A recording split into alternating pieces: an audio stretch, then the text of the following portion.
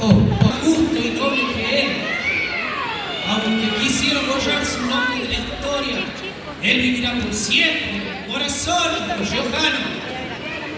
Muchos cordeles quieren quitando lo que es nuestro. No lo aceptaremos.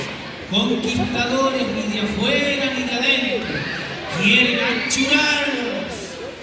Pero nuestras montoneras riojanas han de parir muchos hijos corajudos antes que se les acabe la vida.